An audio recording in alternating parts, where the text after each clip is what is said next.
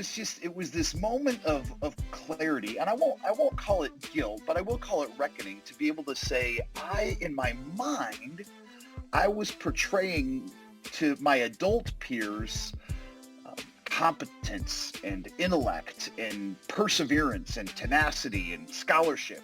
But to my daughter, who didn't care about any of those things, I was telegraphing stress, mopiness, intimidation, insecurity, and all of these other things. The only picture that she saw was a dad whose head was buried in a book, who was constantly grasping for a brass ring that she could not define and, quite frankly, didn't care about.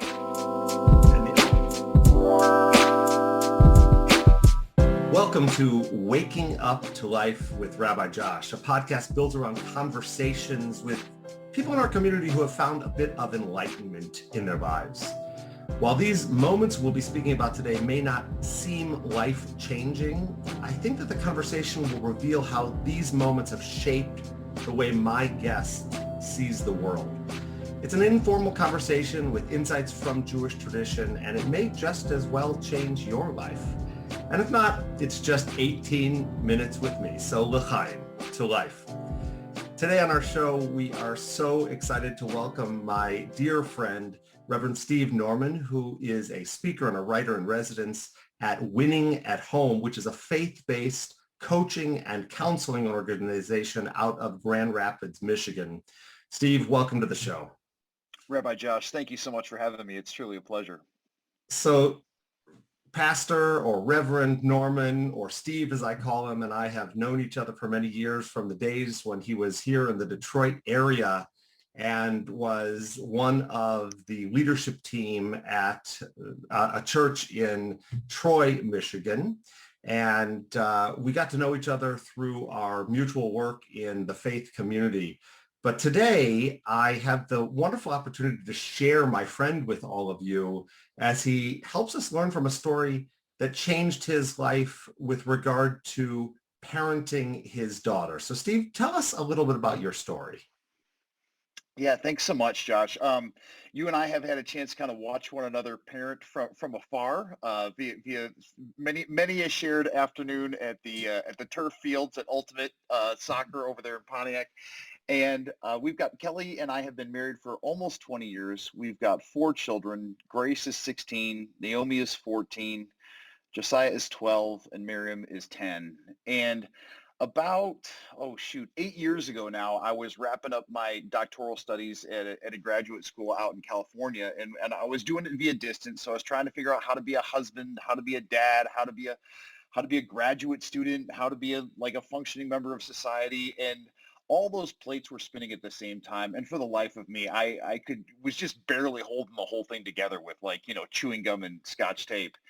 And I finally crossed the line and got my doctorate. And in my mind, Josh, I'm like, well, this is it. All of the pieces are going to fall together now. Like I have this milestone, I have this piece of paper, I have these letters that I can throw up after my name. And so now all of my insecurities are going to fade away, and all of my professional dreams are going to come true. And everything is just going to fall perfectly into place. And I will never forget the congratulations card that my daughter, Grace, who would have been almost 10 at the time, gave me. She goes, Dad, now that you're done with your doctorate, you can look less like this. And she drew a picture of Eeyore from Winnie the Pooh. And if you don't know anything about Winnie the Pooh stories, like, Eeyore is a constant downer. Like, he doesn't have anything good to say about anything. Like, a cloud follows him everywhere he goes. And she said, Dad, you can be less like this. She drew a picture of Eeyore, and she goes, and you can look more like this. And she drew a picture of Tigger, who is the counterpart, the antithesis, the guy who's like always bubbly, always bouncy, always excited about everything. And Josh, I kid you not, like, this wave of horror washed over me, because I went, oh no. Like, this is how my precious oldest curly-haired, wide-eyed daughter has seen me. Maybe not perpetually, but at least in part for the last 5 years. And it was this moment of clarity, and I won't call it guilt, but I will call it reckoning, to be able to say, in my mind, I was portraying to my adult peers, competence and intellect and perseverance and tenacity and scholarship. But to my daughter, who didn't care about any of those things, I was telegraphing stress, mopiness, intimidation, insecurity, and all of these other things. The only picture that she saw was a dad whose head was buried in a book, who was constantly grasping for a brass ring that she could not define and quite frankly didn't care about. And the honesty in that moment is powerful and transformative, I assume. So what was your reaction? What happened next? Yeah, so I think that I just had to, I had to, I laughed. I cried a little bit on the inside. I gave her a hug. I tried to receive the gift that she had intended in that moment, right? I didn't try to spin into an existential crisis when all she was trying to give me was like a hug and a congratulations, you know? So we had cake, we celebrated that moment. And I just tried to pull her aside and hug her and thank you for her support that, again, she couldn't fully appreciate, both direct and indirect, for getting me across that finish line. But Josh, it reminded me of something that I would learn again later as a parent on the sideline of a soccer field. I remember telling a dad when we were being like physically threatened by a dad on the other side of the pitch, and both of us were struggling to maintain our sense of cool. And I remember telling this other father, I go, hey, whether we like it or not, we are always parenting. We are always parenting, whether we're doing it consciously or unconsciously. Like if we think that there is any part of our life that our children, whether they are 2, 12, or 25, aren't watching, um, we're deluded. And there's so much research out there about imprinting in those earliest years of parenting. But what you're saying, in effect, is that the imprint that we leave on our children doesn't end just in those earliest months or years as we raise them. They're watching us, they're seeing us, and I think mirroring back to us messages so that they then imprint on us. So my question for you is, what is the imprint that your daughter and that experience have left on you that lingers, that you carry now? What's the message that you would share from that moment? Yeah, I think the message to me, and Josh, I'm glad we're having this conversation because I need to be reminded of this again today. It's a lesson I can forget all too quickly. Is that at the end of the day, the only thing that really does matter is our relationships.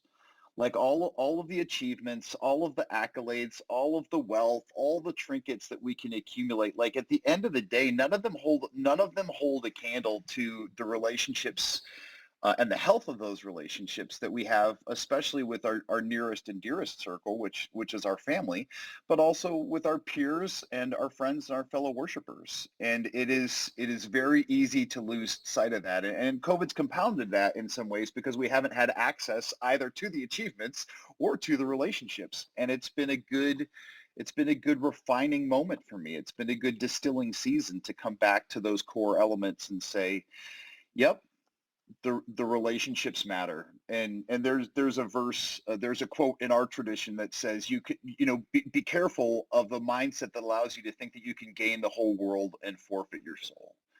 And I guess the parallel or the corollary for me is like, what if I gain the whole world financially, personally, professionally, and yet forfeit a trusting and honest and joy nurturing relationship with my precious children? Would that have been worth it? And the answer is a thousand times no. So you open the door a little bit, and although I'm a rabbi, you're a pastor, and this is a Jewish podcast connected to Sure. the number 18 or Chai, but I want to know, let's dive into it. Let's really go head on. What Sure. does your faith tradition say? What would Jesus say to you as a leader of Christians about this subject matter? What's the real message from Christian faith? It's great. We were just talking about this as a family last night. Jesus says, unless you become like a little child, you cannot enter the kingdom of heaven. And I think the things that we love about children is that they're unassuming. They're filled with innocence and they're filled with wonder. It's not until we get later in life where our insecurities and maybe our greed or our own woundedness gets the better of us, and we whether we're doing it on purpose or on accident, spend a lot of our time and energy self-promoting and self-protecting. Children who are too young to have been kind of beaten up by life, they're not self-protecting. They come into every moment, as Brene Brown says, wholehearted. Like they haven't been eaten or bitten by the shame monster just yet. And so they come with wonder and joy and glee and openness and confidence and humanity into every moment. And Jesus goes, that's what I want for you. I want you for you to come into all of your days with wonder, all of your days with trust, all of your days with hope. And if you get too much into your own head or you get too devoted to building your own empire or your own brand, you will miss out on the gifts that I'm trying to give you in this moment. And again, it's no accident that we're having this conversation, because we were just having this exact moment over dinner as a family last night.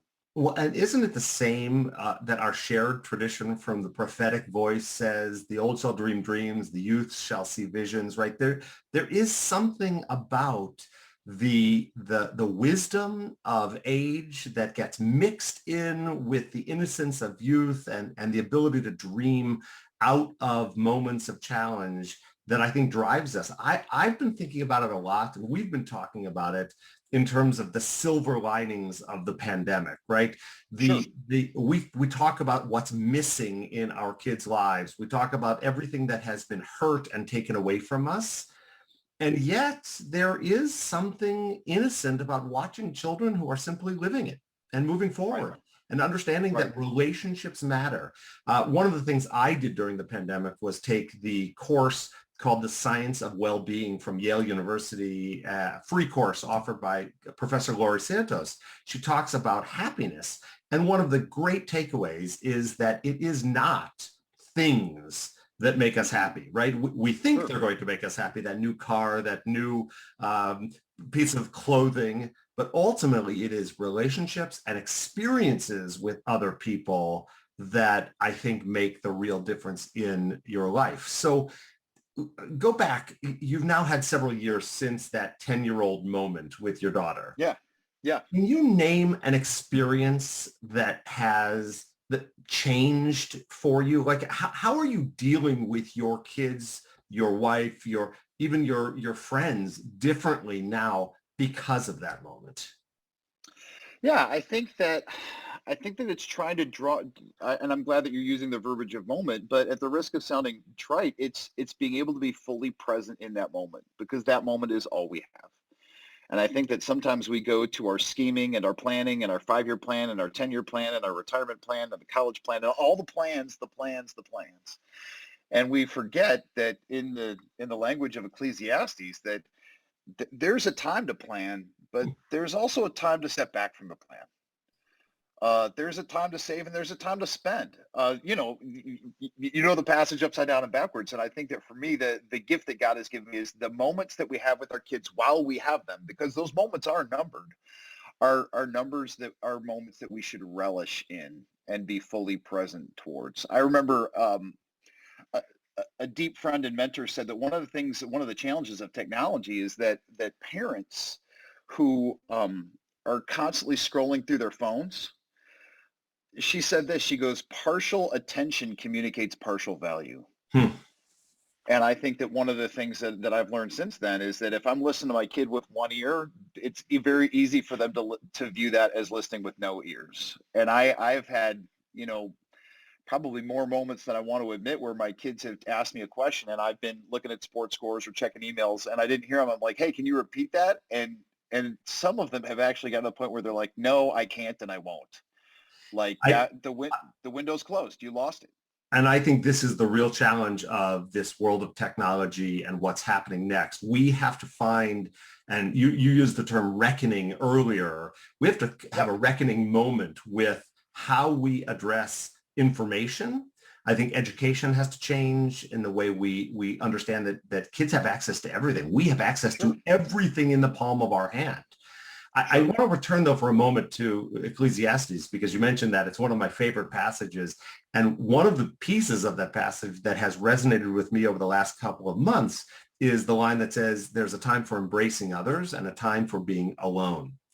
Yeah. We've experienced that aloneness, and I believe that we are creatures of connection and that Yeah. we need to return to embracing others. And I don't mean that in an anti-mask wearing way. I Sure. mean that Sure. in a spiritual reclaiming of real relationships, speaking to people, being with people, as you said, engaging head on. And even though this is wonderful to be with you by virtual reality here, I want to Sure. be in your space. I want to learn with you. I want to connect to you as a human being. There's so much more that we can see if we really connect with people head on. Yeah. And again, maybe I think that in a month or in a decade, we'll look back and say the pandemic was a gift because it stripped away all of this. It stripped away all the scaffolding. There wasn't sports events. There was to watch. There wasn't sports events to attend. There weren't sports events to play. There weren't concerts. There wasn't anything. And so we actually had to say, like, am I going to self-medicate and just stream whatever, or am I going to take an internal look and say, all right, God, in some weird way, this season, and though none of us would have chosen it, is a gift. What do you want me to receive from it? What do I need to learn about you? What do I need to learn about myself? And how do I become more fully engaged with the people that you put in my sphere? Absolutely. Let me ask you, earlier in your career, you spent time engaging as a pastor in a congregational setting. Yeah. Are things different for you now that you're working in more of a coaching, speaking, writing place? Do you feel a disconnect from people because of that? I I do and I don't, Josh. I think that because I still get to preach and teach at churches on a regular basis, I still do am able to have conversations with people. Either they'll ask me questions online or they'll engage me immediately during the service. One example is I was preaching at a church in Wisconsin, and they stream their services on a tape delay to a local correctional facility. Hmm. So I got a letter from an inmate who said, "Hey, I heard you speak. I've got some questions about these things." And we haven't been super regular, but we have gone back and forth a few times. In fact, I probably owe him another letter tomorrow. But in some ways, I'm getting have a freedom to go outside of the geographical limits of one particular congregation. I'm getting exposed to a lot of different people. Now I don't get to go deep with people, but I do get to go wide. And so in some ways, I'm very grateful for the variety. I think that every time I visit a new place, I get stretched. I learn something from the fiber of that congregation. And I've been in geographic and different states and different socioeconomic environments that are always stretching for me to be able to say there are people who live in a part of the world that I don't live in and won't always understand, but it's good for me to break bread with them. It's good for me to be in their space. I feel like it's stretching my sense of humility, my appetite to learn, and then also my capacity for empathy, if that makes any sense. Absolutely. And the joke is that you are an expert if you come from the next town over. So you get to be an expert in all of these places as the stranger coming to preach on a Sunday morning. So I Hey, think a, that's cool. a prophet has no honor in his own land, right? That's So, exactly right. Well, I will say to you that you are always welcome on the east side of the state, and you are always welcome to be my teacher. I feel lucky to have you as one of my friends. We're drawing towards the end of our conversation here, and a question that I've been asking everybody, having nothing to do with our conversation thus far, is there something that you're reading or something you're watching on Netflix right now that has given you some insight that's changed the way you're seeing the world? I came across 20 minutes of a show the other week, couples therapy on Showtime, and I want to watch it. Kelly's not as enamored. She's like, these people are annoying. But for me, I love, now that I'm a part of an organization that does marital counseling and is committed to helping people do mental health, I think it's fascinating to watch other couples process their issues because it reminds us how universal some of those struggles really are. I think that sometimes the greatest lie that many of us believe is that whether it's in our marriage or whether it's in our spiritual journey or whether it's our own psychological well-being, that our temptations or our shames or our challenges are uniquely ours, when in fact we're not alone.